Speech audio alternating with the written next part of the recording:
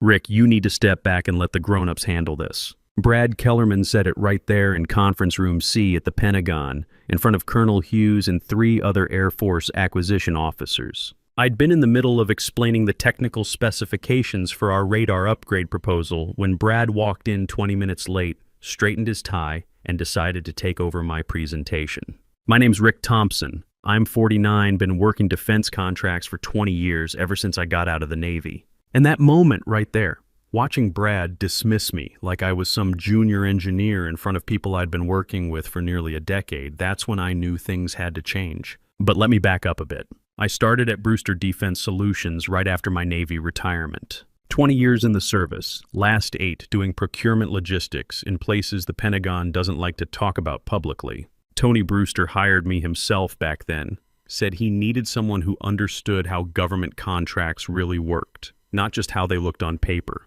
Those early years I was everywhere. Trade shows in D.C., meetings at Wright-Patterson, calls at 0500 because someone at Aberdeen needed clarification on technical specs. I learned which procurement officers had been there since the Clinton administration and which ones were rotating through on 18-month assignments. More importantly, I learned who made the real decisions and who just signed the paperwork. My security clearance is TS/SCI, top secret, with sensitive compartmented information access. Took 3 years of background checks to get it. The kind of clearance that can't be transferred or rushed, no matter how much money you throw at the process. Brad doesn't have any clearance at all. Can't even access half the files for the contracts he's supposed to be managing.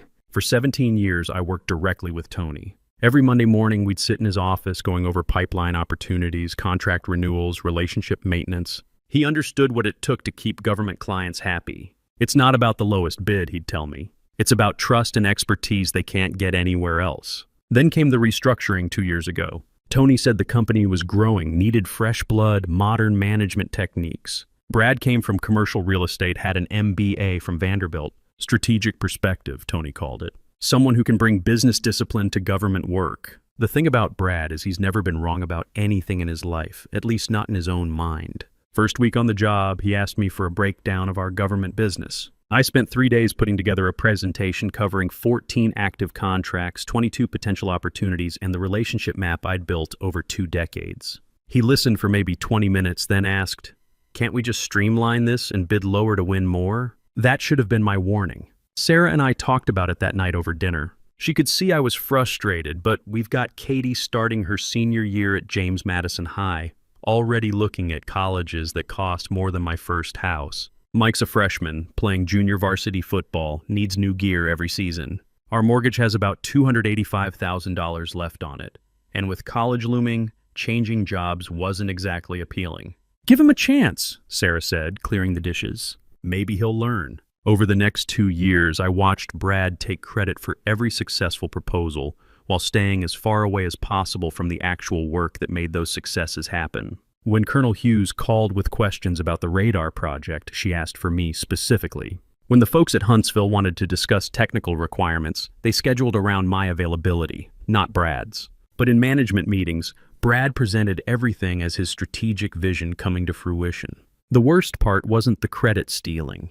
It was watching him convince himself that government contracts were just like commercial real estate deals. He'd interrupt my calls with procurement officers to suggest efficiency improvements. He'd schedule his own meetings during times I'd specifically told him I was managing critical proposal deadlines. Last month, I overheard him telling Tony that the government division was finally running like a real business unit, as if the previous 19 years of steady growth and relationship building had been some kind of amateur operation.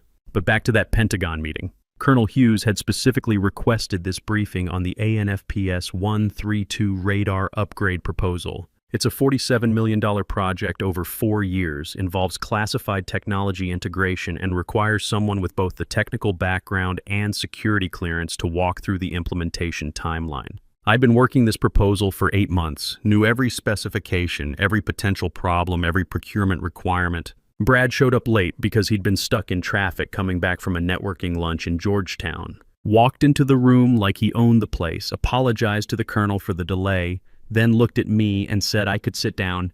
He'd take it from here. "Actually," Colonel Hughes said, "we specifically asked for Rick to present this. The technical requirements are quite complex. Brad smiled that MBA smile. Ma'am, I appreciate Rick's input, but I think you'll find my strategic overview will be more valuable for your decision-making process. I watched Colonel Hughes' expression change. She's been doing acquisition for 28 years, came up through the Air Force Academy, knows when someone's trying to snow her. Mr. Kellerman, does your security clearance allow you to discuss the classified components of this proposal? Well, no, but the high-level strategic implications. Then Rick needs to continue his presentation. That's when Brad said it, right there in front of everyone. Rick, you need to step back and let the grown-ups handle this. The room went dead quiet. I mean, you could hear the air conditioning. Colonel Hughes looked like someone had just insulted her personally. The other officers were staring at Brad like he'd lost his mind. I kept my voice level. Brad, perhaps we should discuss this outside. No need. I'm sure the Colonel understands that sometimes we have to manage our technical people carefully. Colonel Hughes stood up. Gentlemen, I think we're done here. Rick, please call me directly when you're ready to discuss the actual technical specifications. Without interruption. After they left, Brad tried to spin it like the meeting had gone well, that he'd established the proper chain of command. I just packed up my laptop and walked out. That night, Sarah found me in the garage organizing my tools, which is what I do when I need to think. She sat on my workbench and waited. Bad day. Brad called me a technical person who needs to be managed carefully. In front of Colonel Hughes. Sarah knows Colonel Hughes. We've had her and her husband over for barbecues. Military folks stick together, and Patricia Hughes is as professional as they come. What did she say? She ended the meeting and told me to call her directly. So call her.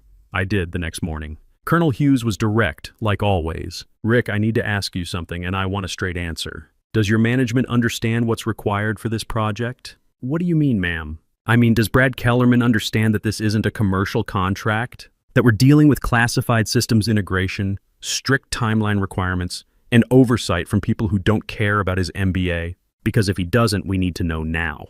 I thought about how to answer that diplomatically. Colonel Brad brings a different perspective to the business. Rick, we've worked together for 8 years. I'm asking you directly, can he do this job? The honest answer was no. Brad couldn't handle the technical requirements, couldn't get the security clearance, couldn't navigate the procurement bureaucracy, and didn't understand the difference between selling office buildings and managing defense contracts. But saying that felt like betraying my company. I can handle the technical side, ma'am. That's not what I asked.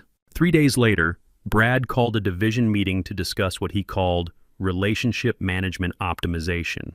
Apparently, he'd decided that our government clients were getting too comfortable with informal communication channels and needed to understand proper corporate structure. Going forward, he announced all client communications will be routed through my office first. We need to ensure consistent messaging and strategic alignment. I raised my hand. Brad, Colonel Hughes specifically requests direct technical discussions. Most of our clients do. Rick, that's exactly the kind of thinking we need to change. These are business relationships, not personal friendships. The client needs to understand who's in charge. That afternoon, I got a call from Greg Walsh. Greg runs Apex Defense Solutions, our biggest competitor in the government space. We'd talked informally at a defense conference 6 months earlier. He'd mentioned they were looking for someone with my background, but I'd brushed it off. 20 years with one company meant something. Rick, I'm going to cut to the chase. We just lost our senior partner to retirement and need someone who can step in immediately. Full partnership track, equity stake, and every government relationship you bring stays yours to manage. No micromanagement, no strategic oversight, no MBA telling you how to do your job. Greg, I appreciate the offer, but 60% salary increase, signing bonus, and your own division. You'd report directly to me, no middle management. I sat in my truck outside the office for 20 minutes after that call, engine running, thinking about Katie's college applications and Mike's football camp and the fact that Brad had just spent an hour explaining to a room full of engineers how he was going to revolutionize relationships that took me 2 decades to build. That night, Sarah and I sat on the back deck after the kids went to bed. I told her about Greg's offer. What do you want to do? I don't know. 20 years, Sarah. That's a lot of history to walk away from. It's also a lot of respect you've earned that Brad doesn't seem to understand. You think I should take it? I think you should do whatever lets you sleep at night. But I also think Katie's college isn't going to pay for itself. And Mike's going to need help with whatever he decides to do. If Brad doesn't value what you bring, maybe it's time to find someone who does. The decision point came the following Monday. Brad had scheduled a meeting with Tony to discuss optimizing our government division efficiency. He wanted to consolidate all client relationships under his direct management, establish standardized communication protocols, and bring in outside consultants to modernize our approach. I listened to him present this plan for 30 minutes. Tony nodded along, asked a few questions about implementation timelines, seemed generally supportive of Brad's initiative. "Rick," Tony said finally, "what's your take on this?" I looked at Brad, sitting there with his PowerPoint presentation and his consultant recommendations and his complete lack of understanding about what made our government business work. "Tony, can I ask you something? Do you know why Colonel Hughes specifically requests me for technical briefings? Because you're good at your job. It's because over 8 years, I've learned exactly how she likes information presented, what level of detail she needs, which technical issues matter most to her specific programs. When she calls with a question, I know whether she needs a 2-minute answer or a 2-hour briefing. That's not efficiency optimization, Tony. That's relationship management." Brad jumped in. "Rick, that's exactly what I'm talking about. We can systematize those preferences, create standardized response protocols." "Brad," I said, keeping my voice calm, "have you ever briefed a classified technical proposal to a room full of colonels?" "Well, no, but have you ever had to explain to a procurement officer why a timeline slipped and what you're doing to fix it?" "Rick, you're missing the point. Have you ever sat in a secure facility for 8 hours, working through technical specifications with people who can shut down your project with one phone call?" "I don't need hands-on experience to provide strategic oversight." "Yeah, you do." The room went quiet. Tony looked surprised. Brad looked like I'd just challenged him to a fight. "Rick," Tony said carefully, "maybe we should discuss this privately." "No, let's discuss it right here." Brad wants to optimize our government relationships. I want to know what happens when Colonel Hughes calls with a classified technical question and Brad can't answer it because he doesn't have clearance. I want to know what happens when the Aberdeen project timeline needs adjustment and Brad doesn't understand the technical constraints. I want to know what happens when we're competing against companies that have people like me and we've got consultants with PowerPoint presentations. Brad's face was turning red. "Rick, I think you're having trouble accepting new leadership approaches. I'm having trouble accepting that you think 20 years of specialized experience can be replaced with a business process." That's when Brad said the thing that changed everything. "Rick, let's be honest here. Government contracting isn't rocket science. Anyone with basic business skills can manage these relationships. You're not irreplaceable." The silence stretched for about 10 seconds. Tony was looking back and forth between us like he was watching a tennis match. Brad was staring at me with that smug expression he got when he thought he'd made a brilliant point. "You're right," I said finally. "Let's find out." I called Greg Walsh from my truck in the parking lot. "Greg, is that offer still open?" "Absolutely. When can you start?" "How about next Monday? Send me your resignation letter by Friday. I'll have the paperwork ready." That night, I typed up my resignation. 2 sentences. Effective immediately, I am resigning from my position at Brewster Defense Solutions. Thank you for the opportunity. I printed it, signed it, and put it in my briefcase. Friday morning, I walked it into Tony's office. He looked up from his computer, saw the letter, and his face went pale. "Rick, what's this about?" "Brad's right, Tony. I'm not irreplaceable, so you won't have any trouble finding someone else to manage the radar contract or the Aberdeen renewal or the Huntsville proposal that's due next month." "Rick, wait, let's talk about this. I've taken a position with Apex Defense Solutions. They seem to think my experience has value." I cleaned out my desk while Brad was at lunch. 20 years of files, contact lists, and relationship notes went into 3 boxes. The contract database stayed on the company server, but the real relationships, the ones built on trust and years of reliable service, those walked out with me. Brad got back as I was loading the last box into my truck. He watched from the parking lot but didn't say anything. I think he was starting to understand that maybe he'd miscalculated. My phone buzzed as I drove to Apex Defense. Text message from Colonel Hughes. "Rick, need to discuss radar project timeline. Please call when convenient." I called her from Greg's office while we were signing paperwork. "Colonel, it's Rick. I should mention that I'm no longer with Brewster Defense." Pause. "I see. Are you still available to discuss the technical requirements?" "Yes, ma'am. I'm now with Apex Defense Solutions." "Rick, I'm going to be direct. Brad Kellerman called me yesterday about taking over the radar project. He doesn't understand the technical specifications, doesn't have the clearance to access half the documentation, and frankly, after our last meeting, I don't have confidence in his ability to manage this contract." "I understand, ma'am. I'm recommending to my superiors that we transfer the contract to Apex Defense with you as the technical lead. Are you prepared to handle that?" I looked at Greg, who was grinning. "Yes, ma'am, absolutely." Tony called me at 6 o'clock that evening. I was at home, helping Mike with his algebra homework. Rick, we need to talk. This is bigger than whatever happened between you and Brad. Is it? The radar contract is worth $47 million over 4 years. Colonel Hughes says the deal is off unless you're managing it personally. That's unfortunate.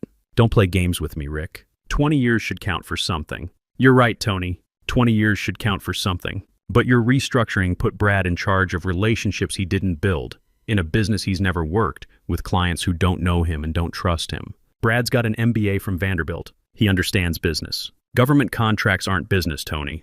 They're relationships. They're security clearances that take years to get and can't be transferred. They're technical expertise that comes from actually doing the work. Brad doesn't have clearance to access half the files necessary to manage the radar contract, let alone the technical knowledge to answer Colonel Hughes's questions. We'll get him cleared. We'll bring in consultants. Secret clearance takes 18 months minimum, and that's if it gets approved. Colonel Hughes has worked with me for 8 years. She trusts my judgment on technical specifications and timeline management. She's not going to start over with someone new because Brad has an MBA. Long pause. What do you want, Rick? I want Brad to understand that some people actually aren't replaceable. This is about ego. This is about competence. Brad spent 2 years taking credit for work he didn't do, relationships he didn't build, and expertise he doesn't have. Now he gets to find out what Brewster's government division looks like without the person who actually runs it. I hung up and finished helping Mike with his homework. Sarah came in with coffee and sat down at the kitchen table. Rough conversation? Necessary one. The next morning brought 3 canceled contracts. Aberdeen pulled out of an $18 million testing facility upgrade. Huntsville suspended negotiations on a radar calibration project worth $12 million annually. Wright-Patterson canceled a preliminary discussion about a new project worth potentially $25 million. Each cancellation came with the same message. Primary contractor relationship terminated. Greg called me into his office at 10 o'clock. Rick, I've got to ask, did you know this would happen? I knew that Brad had convinced himself that government contracts were just about having the right paperwork and submitting competitive bids. I knew he didn't understand the relationship component, or the security clearance requirements, or the technical expertise expectations. What I didn't know was how quickly the clients would make their preferences clear. Your old company just lost $77 million in active contracts because one manager told one employee he wasn't irreplaceable. That's one way to look at it. What's the other way? Brad spent 2 years systematically undervaluing the person who built every government relationship Brewster had. He convinced himself that management credentials were more important than technical expertise and client trust. Now he's finding out what those relationships were actually worth. By noon, my phone had 23 missed calls from Brewster numbers. Greg and I were reviewing Apex's current contract portfolio when my personal phone rang. Rick, this is Patricia Hughes. I wanted to call you directly. I stepped into the conference room. Colonel, good to hear from you. I'm calling because Tony Brewster has been trying to reach me for 2 days, and I think there's some confusion about the radar contract situation. What kind of confusion, ma'am? Mr. Brewster seems to think this is a negotiation, that Brewster can somehow maintain the contract with different personnel. I wanted to make it clear that's not the case. I see. Rick, I've been doing defense procurement for 28 years. I've seen contractors come and go, and I've learned that relationships matter more than company names. The radar project involves classified technology integration with timeline requirements that can't accommodate learning curves or personnel transitions. She paused. The technical specifications require someone with your specific background and clearance level. The timeline doesn't allow for training a replacement. And frankly, after 8 years of working together, I'm not interested in starting over with someone who thinks he can manage defense contracts like commercial real estate. I understand, Colonel. Do you? Because I've had calls from Aberdeen and Wright-Patterson today. The consensus is clear. We work with you, or we work with other contractors. Brewster Defense without Rick Thompson isn't Brewster Defense as far as the Department of Defense is concerned. After the call, I sat in the conference room for a few minutes processing what I just heard. It wasn't just about the radar contract. It was about the entire foundation of Brewster's government business. Greg knocked on the door. Everything all right? Colonel Hughes just explained something I'd never fully understood. For 8 years, I thought I was working for Brewster Defense, building relationships that benefited the company. But from the client perspective, the relationship was always with me personally. The company was just the administrative framework. That's not uncommon in government contracting. Technical expertise and security clearances are personal assets. They don't transfer with company letterhead. Brad never understood that. He saw government contracts as company assets that could be managed by anyone with the right business training. And now he's discovering that $77 million in annual contract revenue was never really Brewster's to begin with. It was yours, and you were sharing it with them. My phone buzzed with another call from Tony. I declined it. That afternoon, I learned that Brad had called a company-wide meeting to discuss what he termed temporary market fluctuations in the government sector. According to my former colleague Steve, Brad spent an hour explaining how they'd overcome the current challenges through enhanced business development and strategic partnerships. Steve texted me afterward. He actually said losing the contracts might be a blessing in disguise because government work is too bureaucratic anyway. I showed the text to Greg. Your former boss is about to learn that some blessings come with very expensive price tags. 3 days into my new position at Apex Defense, Greg called me into his office with a proposal that made me understand why Brad's world was about to collapse completely. Rick, I've been thinking about our conversation regarding relationship-based contracts. What if I told you that Apex has been waiting for exactly this opportunity for 2 years? What kind of opportunity? The opportunity to absorb Brewster's entire government client base by hiring the person who built it. Greg pulled out a folder with contract proposals and client assessments. We've been tracking Brewster's government business for years, waiting for the right moment to make a move. They have great relationships but limited capacity. Apex has enormous capacity but limited government relationships. And now we have both. Exactly. Colonel Hughes called me personally yesterday. She wants to fast-track the radar contract with Apex as primary contractor and you as technical lead. She's also recommending us for 3 other projects that were previously going to other firms. The numbers were staggering. Wright-Patterson was offering a contract extension worth $31 million over 6 years. Aberdeen wanted to expand their testing facility project to include Apex's manufacturing capabilities. Huntsville had 2 separate radar projects they wanted to discuss. Greg, this isn't just about hiring me away from Brewster. This is about absorbing their entire government client base. Correct. And it's all possible because one manager thought relationships were interchangeable.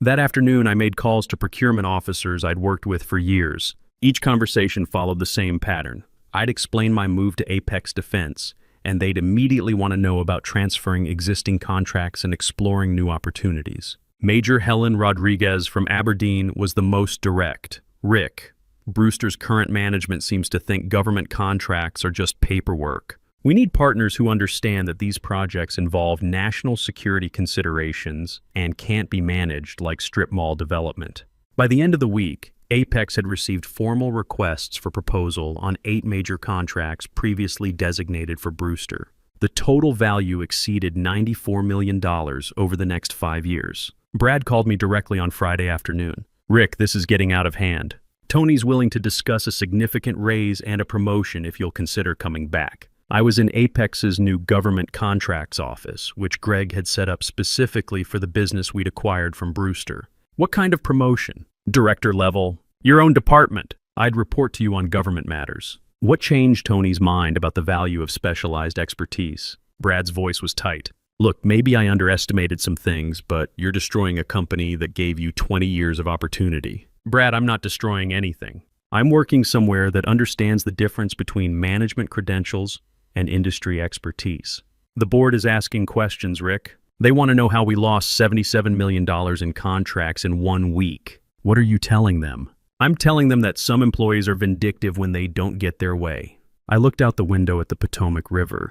Are you also telling them that you don't have security clearance for the contracts you're supposed to manage? Or that you've never worked a single government project from start to finish? Or that you told your only qualified government contractor he wasn't irreplaceable? Brad hung up. An hour later, Tony called. Rick, I need you to understand something. Brad's gone. I'm prepared to offer you his position, plus equity, plus a 70% salary increase. Tony, that's generous. But why didn't any of this matter when Brad was convinced I wasn't irreplaceable? Because I trusted his assessment of the situation. And now? Now I know what $77 million in lost contracts feels like. The call that really drove the point home came Monday morning. Greg knocked on my office door with a grin I'd never seen before. Rick, you need to hear this. He put his phone on speaker. Tony's voice filled the room tight with barely controlled panic. Greg, I'm calling to discuss a partnership opportunity between Apex and Brewster Defense. What kind of partnership, Tony? We want to subcontract our government division to Apex. Apex would handle all government contracts, and Brewster would focus on commercial projects. Greg looked at me and raised an eyebrow. That's an interesting proposal. What would that arrangement look like? Apex would take over all existing government contracts and relationships. Brewster would provide administrative support and facility access. Revenue would be split 70-30 in Apex's favor. I leaned forward and spoke into the phone. Hello, Tony? The silence stretched for nearly 10 seconds. Rick, I should have known you'd be part of this conversation. Actually, Tony, I am this conversation. Every government relationship you're trying to license to Apex belongs to me personally. The clients made that very clear. Rick, be reasonable. Brewster invested 20 years in your development. And Brad spent 2 years explaining how easily replaceable that investment was. Turns out he was wrong. Greg took over. Tony, here's our counteroffer. Apex Defense will consider acquiring Brewster's government division assets, office space, equipment, and administrative staff for fair market value. All contracts and client relationships stay with Rick and Apex. That would eliminate our entire government division. Yes, I said. Just like Brad eliminated it last week when he told me I wasn't irreplaceable. The board is meeting this afternoon, Rick. They're going to want explanations. Tell them the truth, Tony. Tell them that Brad managed to lose $77 million in annual revenue by dismissing the one person who actually generated it. Tell them that not irreplaceable turned out to be the most expensive phrase in Brewster Defense history. 2 weeks later, I was sitting in my new office at Apex Defense when Steve called with news from Brewster. Brad got fired yesterday. Board meeting lasted 8 hours. Tony's taking direct control of what's left of the government division, but there's nothing left to control. What about the other employees? Most of the administrative staff transferred to Apex with the asset acquisition. Engineering is focusing entirely on commercial projects now. About half their previous revenue base, but at least it's stable. And Brad, here's the thing about Brad. Turns out when you tell someone they're not an irreplaceable genius and they decide to test that theory, you better be right. Steve laughed, but it wasn't a happy sound. Word around town is he can't get interviews. Defense contractors talk to each other, Rick. Everyone knows he's the guy who burned down a $77 million business because he didn't understand how it worked. What's he doing now? Last I heard, he was trying to get back into commercial real estate. But even there, people are asking questions. Why would someone leave a VP position at a defense contractor? Why did Brewster's government division collapse right after he took over? His story keeps changing depending on who's asking. I looked out my office window at the Potomac. The view from the 15th floor was pretty spectacular. Steve, thanks for keeping me informed. Rick, one more thing. Colonel Hughes called Tony directly yesterday. She wanted to make sure he understood that this wasn't personal against Brewster Defense. She said you'd always been professional and that Apex was lucky to have you. That was kind of her. She also said something else. She said Brad's behavior in that Pentagon meeting was conduct unbecoming, and that procurement officers across the DoD had been briefed about the situation. Rick, they blacklisted him. Officially. Guy's never working government contracts again. After the call, I sat quietly for a few minutes thinking about how things change. 3 weeks ago, Brad was convinced that MBA credentials and management theory were more valuable than 20 years of relationship building and technical expertise. Now he knows the difference. I started reviewing the radar contract specifications. Colonel Hughes wanted to accelerate the timeline, and we had the resources to deliver ahead of schedule. It felt good to be working with people who understood that some relationships, some expertise, some experience really can't be replaced by a business process or a PowerPoint presentation. Sometimes the most valuable lesson is learning that respect earned through competence and dedication always outlasts the authority that comes from a corner office and an expensive degree. Brad learned that lesson the hard way. As for me, I learned something too. After 20 years of building something valuable, it's okay to take it with you when you go. Katie got into Virginia Tech with a partial scholarship. Mike made varsity football as a sophomore. Sarah and I paid off the mortgage 2 years early. Turns out some people really aren't replaceable after all.